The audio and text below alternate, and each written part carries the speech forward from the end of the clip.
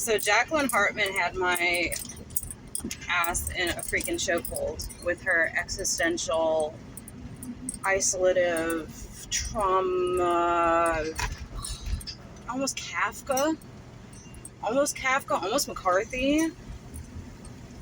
Her novel, oh snap, my window's down. Her novel called I Who Have Never Known Men,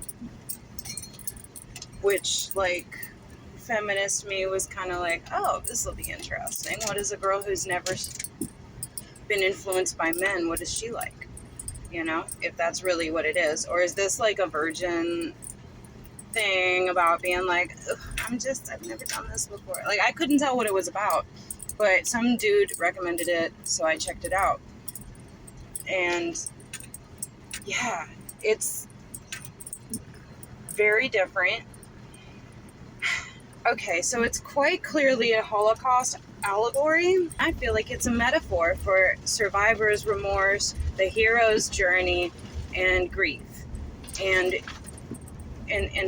dealing with self-healing therapy, self-medicating, self-soothing, isolative, trying your best as a probably dealing with a lot of imposter syndrome and stuff. So I don't know.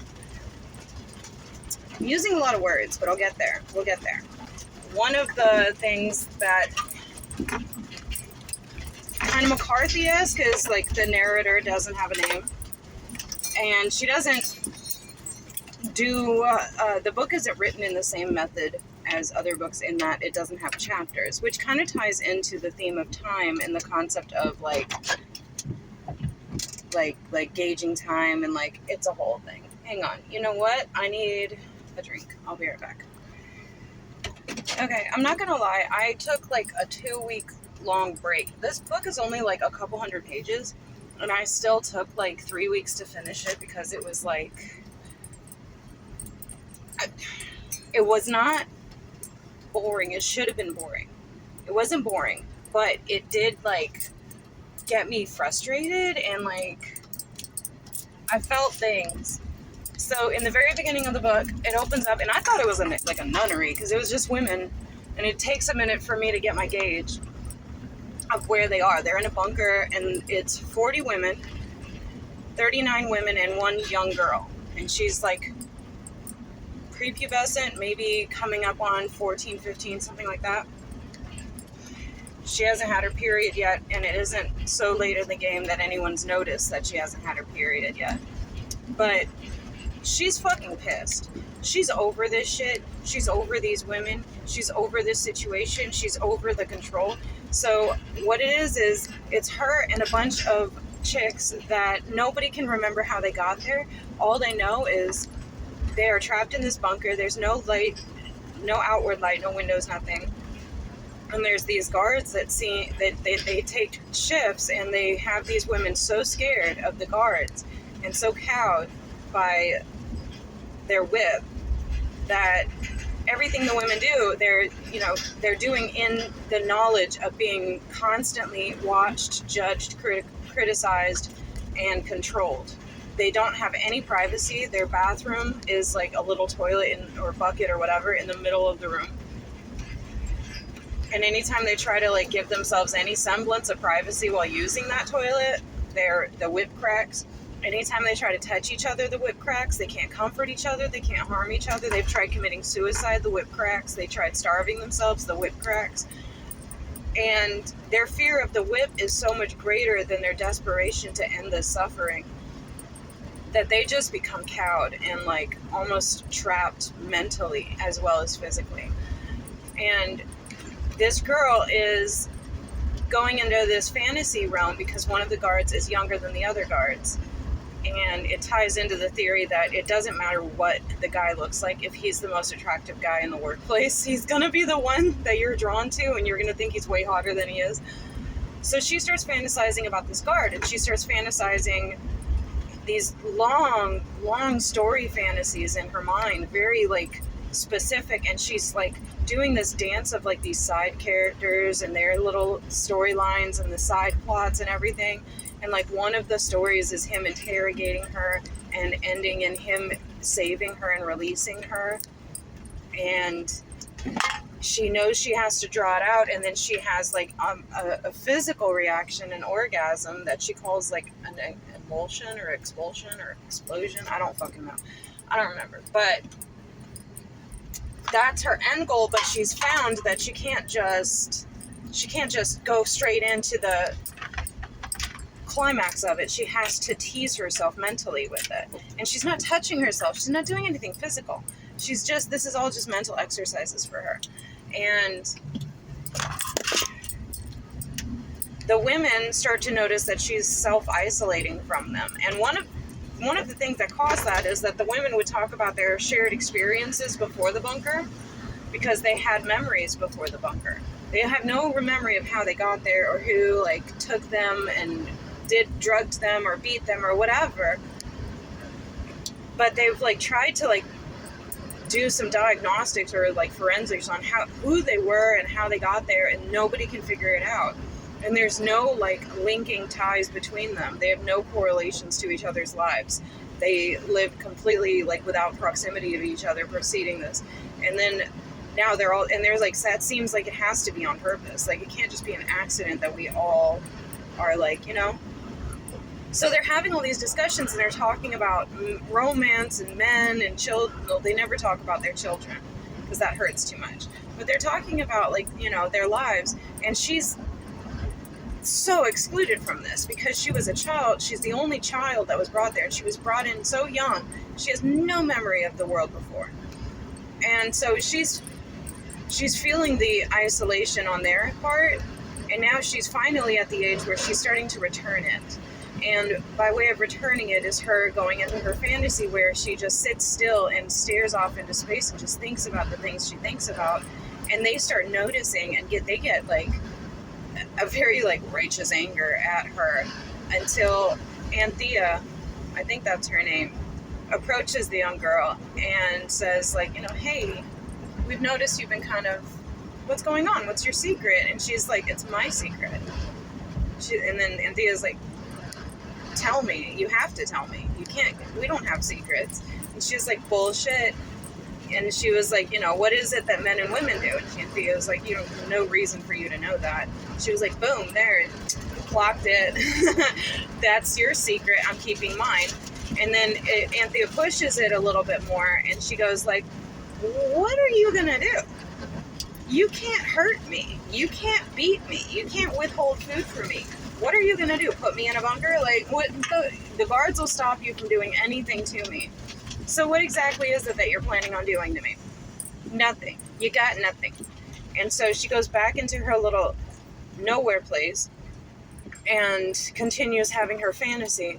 And then there's a quote that I really liked where she like, first, like one of her quotes that I really liked is, my memory begins with anger. That's like, what an interesting beginning of a person's life. She starts to figure out that she's going to get further with these people by getting along. So she starts rationalizing things, and she starts asking Anthea to like teach her things. And she's like, you know, how do you spell? How do you write? They have nothing to write on, nothing to read, nothing to spell, nothing to nothing. And so she's kind of like trying to work on a schooling system for herself. And Thea's like, okay, fine, I'll teach you some basic arithmetic. I'll teach you some, you know, we can teach you arithmetic because we have objects here. And another thing that she was doing was she was really heavily criticizing the other women around her because, like, they were given a very simple rations of, like, cut vegetables, broth, or water, some salt and pepper, and it was the same ingredients every day, and the women made a big fuss about how to cook it best. And she was getting annoyed with them, and then later on she starts to realize, like, they're talking because this is what makes them know that they are alive.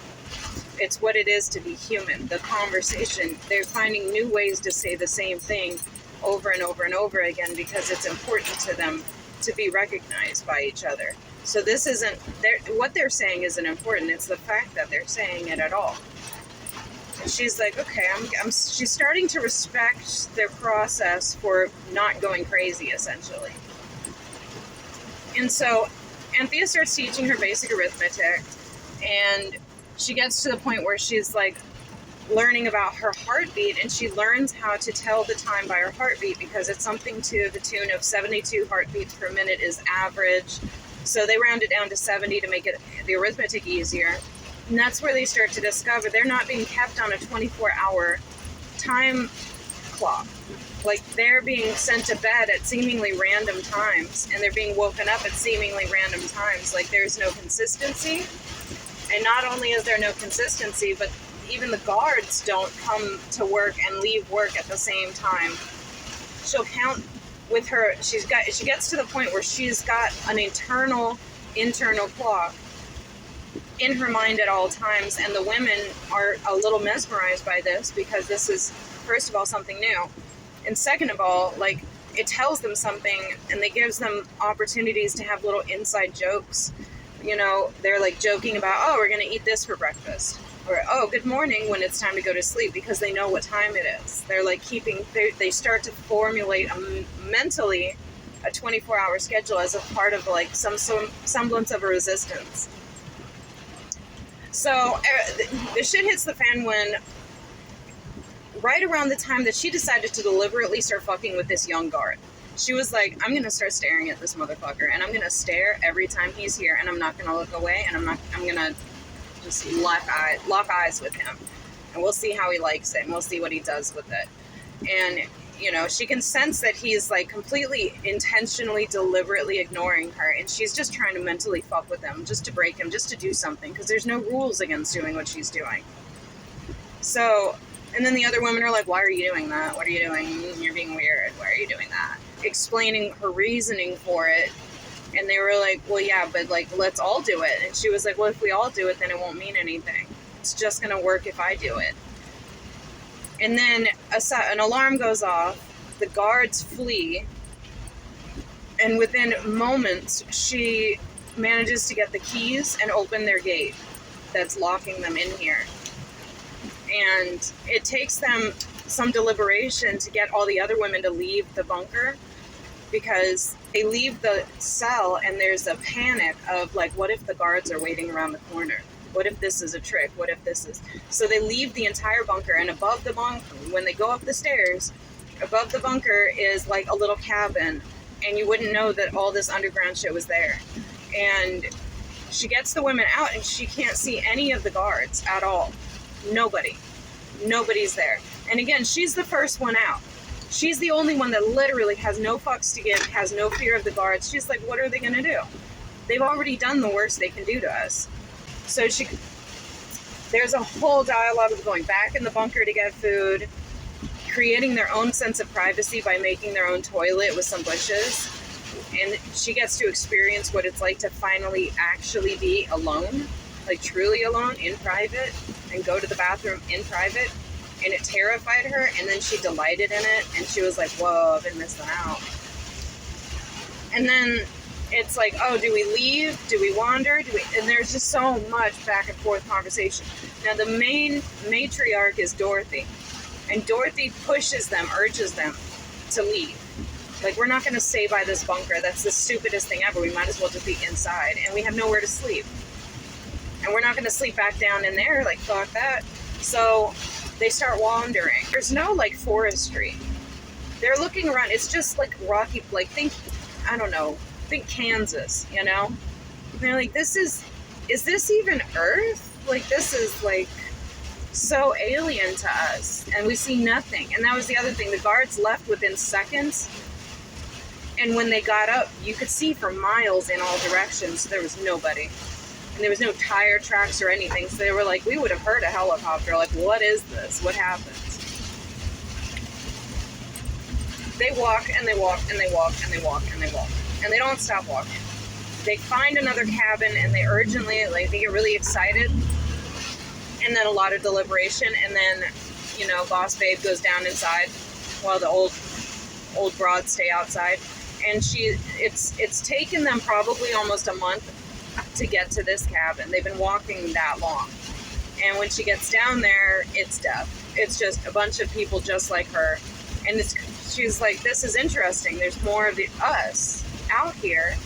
And this one, it's 40 women as well. So and they're really stunned by this. They're heartbroken by this. They don't know how to get them out to bury them. They can't find any key or anything. And they just take in the scene of the death of basically themselves and what could have happened to them, because, you know, there's evidence of panic and fear and attempts to escape. And so this becomes a thing of theirs. They're nomads, essentially, and they just go from cabin to cabin, walking a month in between times, and they start like pillaging each cabin while also bearing witness to the death and the sadness inside. And they never find anyone alive in any of the cabins. In every cabin, you, the reader, feels this strong sense of like rush of excitement, of hope, of, oh my God, finally, it's got to be whatever. They start leaving marks by each cabin that they visited, so that if they ever get to turn around, they'll know that they've been here before. And also, in case somebody else is out here, they'll see that one of us is, you know, we've survived. So they do the symbol for woman, circle with the cross underneath. Eventually, they get sick of walking. Dorothy dies, and everybody's super, super sad.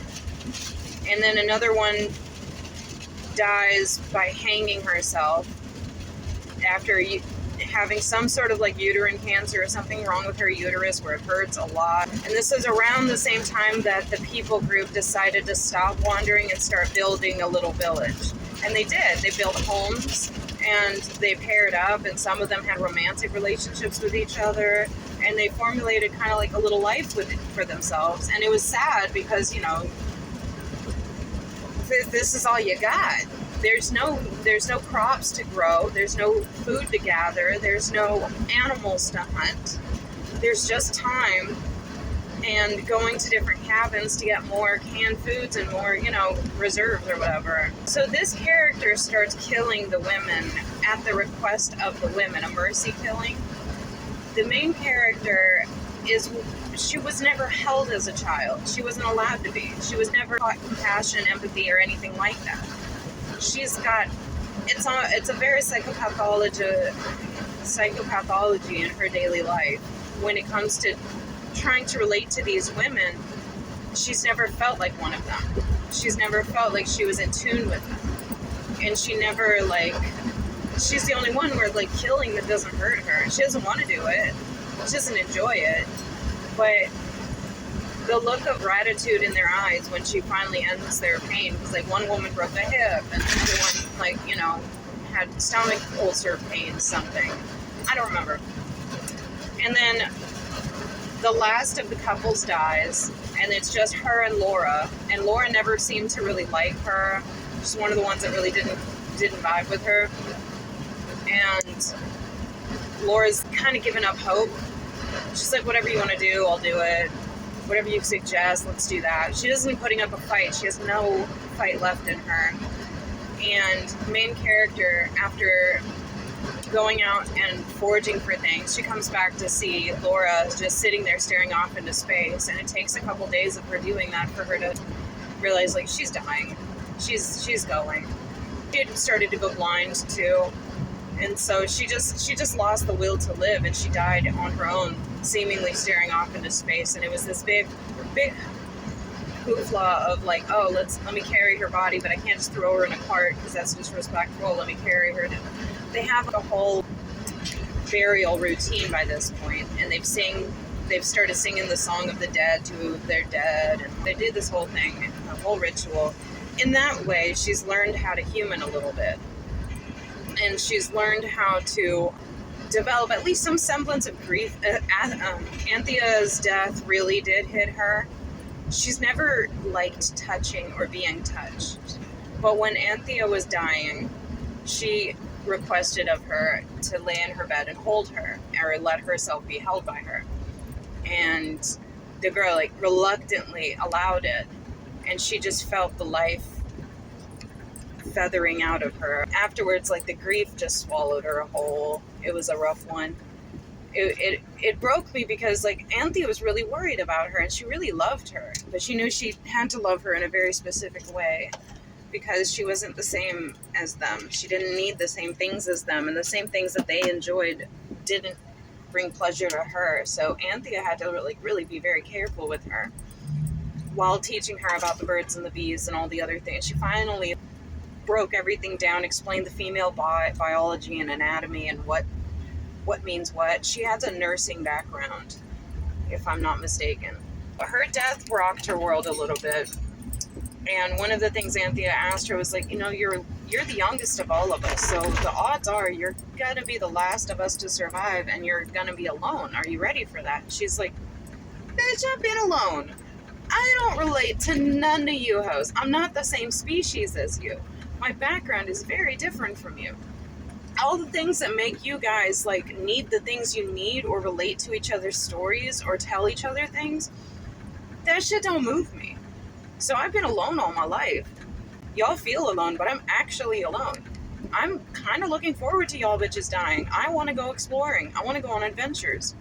All right, maybe that was the part where she was telling Laura that, because Laura was like, what are you going to do when I'm dead? And she was like, I'm going to do what I've been wanting to do all this time. I've had to stop because you guys wanted to stop and hang out and do like a whole little village and do Susie Homemaker. But I've been wanting to keep on journeyman.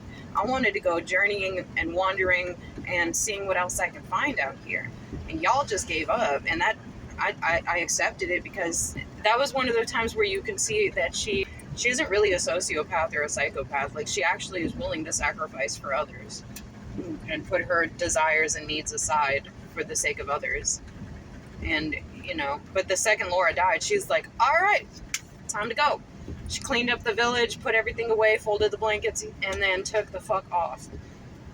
And she walks on foot, and she finds bunker after bunker. And I think the first bunker she found on her own, there was this like really incredible scene where I wrote a quote down. There's one man that was sitting alone while everybody else in the bunker was like, they had been fighting to get out. And this one man was sitting with a knife or something like a knife in his fist. And he was just sitting upright. And so she was staring at his corpse, or his mummified corpse, because there was no bugs or anything. And the air conditioning continued to work. The electricity on all the bunkers continued to work. So all of the corpses were perfectly preserved.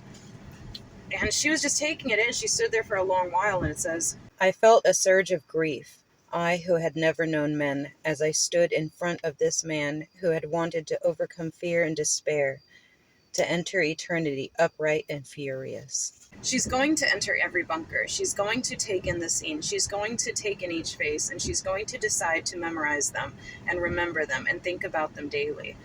But she's not going to hope for anything anymore. She doesn't have any interest in finding more people, mostly because her experiences have shown her that that's not a cure for what she needs. So she just continues, and eventually she comes across a bus, and it's got the guards inside, and they're all dead, and they all have gas masks. And she makes her think like how did a gas leak or something, or a gas attack, because they didn't wear them, they were just, but she was like, they have them, so it's part of their protocol, and yet they all died anyway, and yet we didn't. So what gives, because like whatever killed all these guys should have killed us if there was this big of a whatever. And she goes through the rucksacks, and she finds it's all the same shit in each bag, and it's, their boots or their whatever, and they all have the same book about how to garden, like agricultural, like, oh my gosh, this author really like held the carrot out in front of you just to yank it back like every freaking time. Because it's like, out of all the books, a gardening book, that's not interesting or useful. But she found a lot of pleasure in reading it. Once they were out, Anthea taught her how to read. And so like she derived quite a bit of pleasure reading it and rereading it. And it was the same book in each bag, which was another thing where I was like, damn, man, like you could have found Catch-22 or something. You could have found something, but whatever. And she also found liquor, and she tried it, didn't like it, remembered what it's supposed to do. She decided not to try to get drunk. She just took a sip and was like, oh God, I know what this is. I've heard stories. Well, it's good medicinally, so she takes a bottle. She finds a gun. They can't figure out how to use it, so she leaves it. And then she continues walking. And she has this conundrum when she's walking where she's like, oh shoot, I should have gone back and grabbed, I can't remember what it was. It was probably the gun. She was like, I could have figured out how to use it. I could have played with it. I could have figured it out. But she was so determined not to return, not to go back. And she just was like, well, I've come too far. Me, when I pull out of my driveway and remember I forgot something, I'm like, no, too far. We're committed.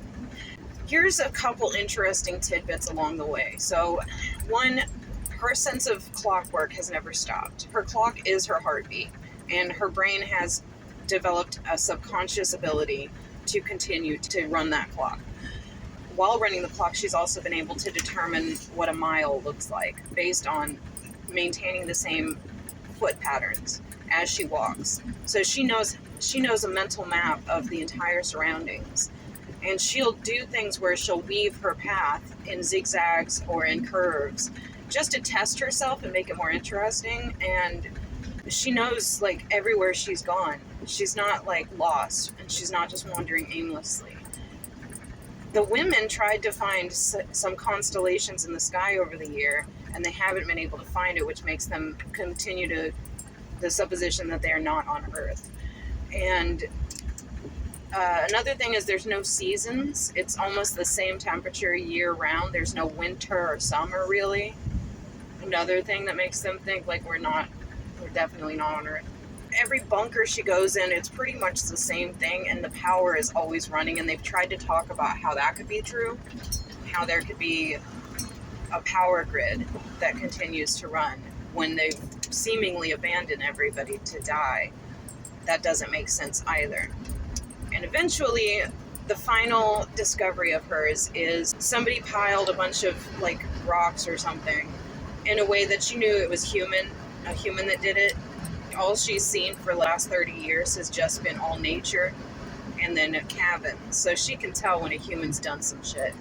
She removes the rocks and finds, like, a manhole cover and opens it and goes down into, if this is a Holocaust allegory, it would be like Hitler's bunker. It's got the nicest of the nice shit. It's got running water, which is a new thing for them. They're very excited about it. She's very excited about it. They're dead. They could have had luxury. They chose nothing. It's got a shit ton of books. It's got books about space travel and, like, how to build a rocket and stuff. It's got guides on how to communicate with somebody somewhere, who knows. She just didn't have an interest in learning how to do it. Again, the same thing of, like, what do I have to gain from this? It's got the best food, and it's got bathtubs, and she has to use soap for the first time. She gets to sleep on a pillow for the first time. And that becomes her home base, and she continues wandering. She feels an obligation to go to find as many of the cabins as possible and just absorb the loss that's within. And so she just continues to do that until she's getting older. She's probably in her 60s or 70s by now, and there's one day where she just goes into one more cabin and she's just uninterested. She's like, I think I'm done doing this. I think I've done my job. I think I don't owe anybody anything when it comes to this. She goes back to the bunker and she just decides, like, I'm going to learn how to write, like, really write, because that was something she discovered there was paper. And so that's what we're reading, is what she ended up writing in her last days. And while she's experiencing this, she can feel the pain in her uterus of whatever cancer or whatever happened to that other woman that she hung herself. She can feel it happening to her. And she knows that it's coming. And she's not angry or fearful, or she's just like, new development, interesting. And she's spent so long analyzing everybody else's death and how they approached death, or how they embraced it, or how they fought it, just by looking at so many corpses. That's really the way that she's gotten to truly know humanity, is in the death. And she decided what hers is going to be like, because she found one of the cabins where all the women were laying in their beds. And she was, very impressed by this. Just like, oh, you decided to go out with dignity. You accepted it, and you refused to let it turn you more animalistic. Her way of rationalizing, like, she'd see some horrific things. And this is another McCarthy kind of way of writing, where the horrors, the horrific, like, experiences are just taken in by the main character as though it didn't matter, as though it was like watching a bird fly. or watching a snail cross the road, or like, you know, she's just like, oh, this happened and then this happened. And there's no real self-study of emotion or, you know, expression of pain and anguish or anything. Like, I don't know what that type of writing is. It's very detached and it's very, very unsettling. So she's in her bunker and she sits and she writes her entire history of herself and the women and their names and the bunkers and everything that she can remember from the very beginning of when she can remember. And at the end of it, she cleans the bunker that she's in, she puts everything away, she tidies everything up, and she lays in her bed and she kills herself the same way she killed everybody else, which is with a knife right between a specific two ribs that goes directly into the heart. And she's like, this is what I choose, this is how I choose to do it, and this is what I want. Now, I see three things in this story. One, I see a Moses, 40 years in the desert, the wandering, the exodus, the disenfranchisement of a subservient people that accepted their bonds and almost rejected freedom. I see a lot of that. There's a lot of like biblical allegories. There's a Holocaust allegory of what it must have been like to be a child born in the concentration camps and then to be emancipated from them and to try to move through the world as though this wasn't your start in life, and how much of an alien you must feel. Because this was kind of her story. She was one of the Jews that was hiding in a bunker during World War II.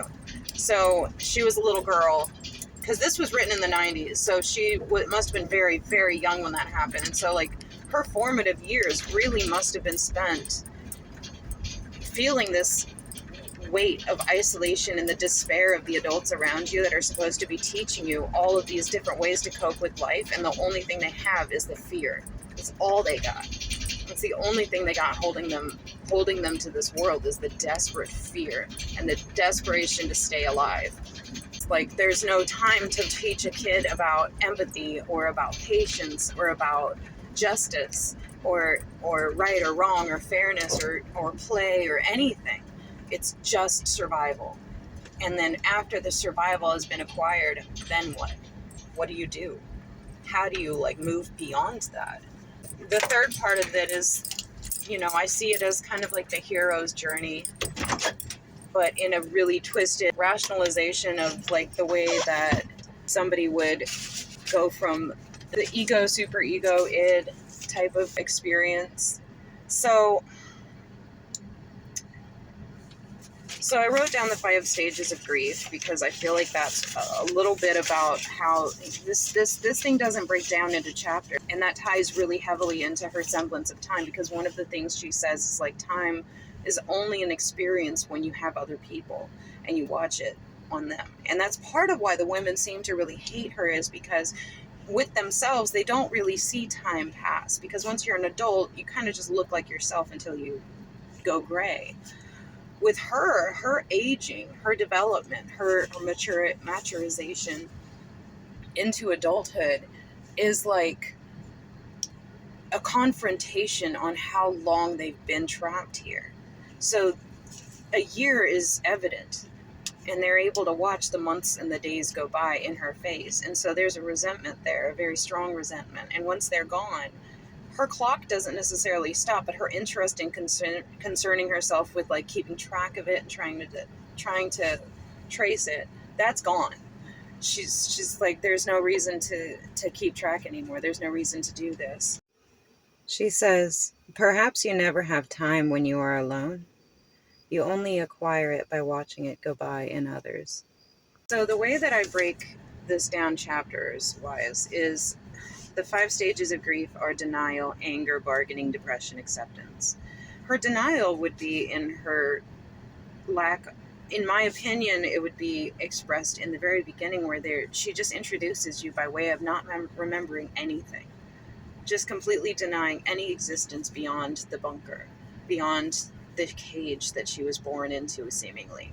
She has no recollection of her mother, of her father, of her siblings, of anybody. She hasn't even the concept of grieving for them. And that's where the second stage would be anger. The quotes about that. The first one is saying that my memory begins with my anger. And that kind of ties in a little bit to her denial of anything preceding that. And then the second quote that I really liked about it was her saying, I thought it was unfair, and then I understood that alone and terrified, anger was my only weapon against the horror. Very shortly after that introduction is her kind of accosting Anthea with just this is my secret and you're going to keep yours from me. And then Anthea's like, I'm not telling you anything. Why do you even need to know? And then that's when the bargaining comes in, because she responds to Anthea by saying, because I want to know. Sometimes you can use what you know, but that's not what counts most. I want to know everything there is to know, not because it's of any use, but for the pleasure of knowing. With the bargaining stage was her forcing Anthea to teach her all the things that Anthea could possibly teach her. She's like, you're basically the closest thing I've got to fucking Google, so like you're gonna show me stuff. The depression is when she sees the man, she's always wanted to know a man. She's like this really strange, like innate nature in her to be attracted to and to dream and fantasize about a man noticing her. And then for her to find one that she would have desperately respected, and he's a corpse. And then you have the despair. Quote about despair was, I felt as if this pain would never be appeased, that it had me in its grip forever, that it would prevent me from devoting myself to anything else, and that I was allowing it to do so. I think that is what they call being consumed with remorse. Eventually, there's acceptance. And I think that was her decision not to reach out with the PA system or the radio or whatever it was, not to try to find her people anymore, because she had accepted her being, her alienation. She says, there's no continuity, and the world I've come from is utterly foreign to me. I haven't heard its music. I haven't seen its painting. I haven't read its books. I know only the stony plain wandering and the gradual loss of hope. I am the sterile offspring of a race about which I know nothing, not even whether or not it has become extinct. Perhaps somewhere humanity is flourishing under the stars, unaware that a daughter of its blood is ending her days in silence, and there is nothing we can do about it. This sterility that she mentioned is tied into the fact that during this novel, she never has her period, she never has a menstrual cycle, and she questions her womanness, or her, it's just another factor that alienates her from the human race, because all these women around her go through it and she isn't going through it, and it's a question of, is she asex, is she, like, who knows. She attributes it to not being around men, like thinking that because there was no men, her body must have just naturally decided to not give her that power or that ability to procreate. The way that she transfers her maternal instincts towards death instead of life is interesting, because she is incredibly nurturing to the people that she's mercy killing. And then there's this quote that just knocked my socks off. It says, the reader and I thus mingled will constitute something living that will not be me, because I will be dead, and will not be that person as they were before reading, because my story, added to their mind, will become part of their thinking. God. Now, what a way to accept and transcend. That's transference, actually. That one moved me so heavy, because, like, that's kind of the entire purpose of writing anything down, is you're hoping, one, there's a part of human nature that wants to be remembered, that wants to leave a legacy, something that you're not going to be for some reason. And I feel like we're the only creatures on this planet that have a desperation to be thought of when we're not in the room, or to be remembered when we're past. And, this is very Fahrenheit 451 or whatever. This is very Plato's Cave. Like, take everything that makes a human human away from that human, and then what in them is still human? What innately is human in them still? What are her desires still?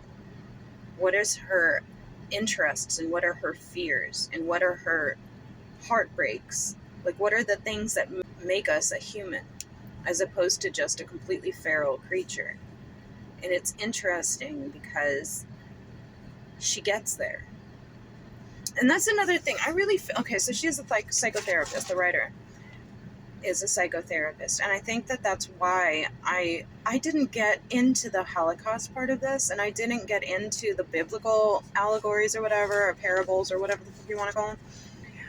I focused on the psychology of this, because what this, if I were to call this a parable, I would call it a parable of a survivor trying to move through a daily life. Say she lives in New York City, and every single day she moves around all these people that she isn't entirely sure she'll ever really, really feel a connection with, because her trauma has distanced herself so greatly from the human experience around her that she feels like a stranger in a strange land. She feels like an alien, and she is trying to self-therapize herself. And she has found drink once, and it didn't interest her. She found a gun once, didn't interest her. She could have killed herself. She could have hurt others. She could have done a million things. And she just continues to walk. And she doesn't even have a reason for doing it. She doesn't even have any hope for what she might find. It's just what she knows she's supposed to do. And isn't that the most intrinsically human form? When a person dies, we have a ritual for it, every one of us. And by way of expressing our grief by physical action of digging a grave, or the natives used to carry stones to the river, and our rituals become a thing. And her ritual was to live an active remembrance of these people. And she never seemed to grieve the concept, like her dying would be the death of the memory of all of the people that she had acquired over the years of going into these bunkers, these tombs essentially, and bearing witness. And she never seemed to concern herself with that. She didn't do it because it hurt her, and she didn't do it because she felt remorse. She did it as an obligation. She felt like it was like she felt she had cheated the world by existing. And she was there even though she didn't care if she was there. It didn't bother her to be there because it was all she knew. She didn't remember what the world was like before. So it didn't hurt her as much, so she didn't feel like she deserved to live the way she did, or as long as she did, while she watched all these other women fight tooth and nail to get that experience back. And that's another thing that occurred to me, is right after the Holocaust ended, because like, you got to think, like, if you're a person that's in a concentration camp or hiding underneath a basement or in an attic, like, you've got to go through the mental gymnastics of, like, any day now, I'm going to get to go home. I'm going to get to go home. I'm going to get to return. Everything's going to go back to normal. I'll go to the same bakeries. I'm going to get it back. It's going to come back. I'm going to get it back. And there is no back. It was over. It was a rubble. It was completely destroyed. And the socioeconomic parts of it, the cultural aspects of it, everything was completely severed, completely brutalized, completely gone. There was no going back. And the amount of orphans that were left over after that war that had to be taken into a new family, because this was something interesting that the Jewish community did back then, was if there was an orphan that was adopted by anybody that wasn't Jewish, they came and got that kid, because they were like, we've got to replenish. We cannot. It's a genocide, and it's a continuous genocide if we do not instill in these children our faith and our cultural practices and our Jewishness. If this Jewish child goes into the world not Jewish, that's another loss. So that was an interesting reaction. I don't really know how I feel about it, but it's like you just traumatized a kid all over again. But it's like, I get it, though. I can understand it. And, like, there is no positive choice. There is no good decision. There is nothing. It's just pain. And so, like, well, you can't go home again thing. I don't know. I saw it as a person's therapeutic travels in the world of mental health after the worst beginning. She relates time to being the thing that crushes, the thing that kills, the thing that ends things. Like, we age, we die. Time is not a kind teacher, which is funny because she is their time. She is their clock, and it comes from her heart. She uses her heart to gauge time. So that's interesting. That's a whole different poetry right there. And when they're gone, she's able to a little bit relieve herself of the burden of being that thing. And Charlotte Bronte says, I can live alone if self-respect and circumstances require me to do so. I need not sell my soul to buy bliss. I have an inward treasure born with me, which can keep me alive if all extraneous delights should be withheld or offered only at a price I cannot afford to give. Like Jane Eyre was like, she world-class feminist. World-class, I can do battle by myself. Like, I love that novel so much, and I hate that novel so much. And it's just so funny because it's so, the love story in it pisses me the fuck off, but the main character and her standing on her ownness and her self-pride and herself, like, I don't care if I'm cute, I am smart and I'm gonna do this shit. I love that, and that's how that it very much reminded me of this story. Reminded me of Jane Eyre. And Orson Welles says, we're born alone, we live alone, we die alone. Only through our love and friendship can we create the illusion for the moment that we are not alone. Or as Greg House said, we're better off alone.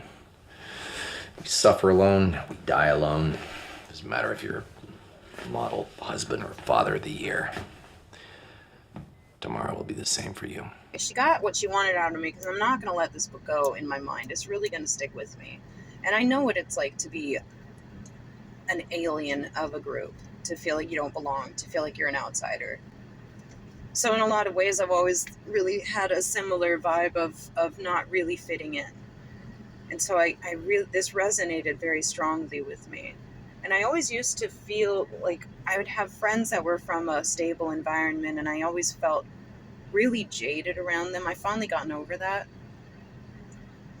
But I felt like they could never understand who I am, because we don't have the same. And then I befriended people that did come from the similar background as me, and they're so messed up, and it's so hard to befriend messed up people when you yourself are messed up, and it's just a toxic trauma bond that's unhealthy. So that's a no-go.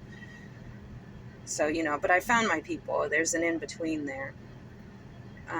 Not to relate my experiences with a fucking Holocaust survivor. Sheesh. How can I make this all about me? Dude, what an amazing book. What an incredibly amazing book. I truly enjoyed it. I'm actually actively ignoring a bunch of people that are calling me right now, so I need to go. I hope y'all enjoyed.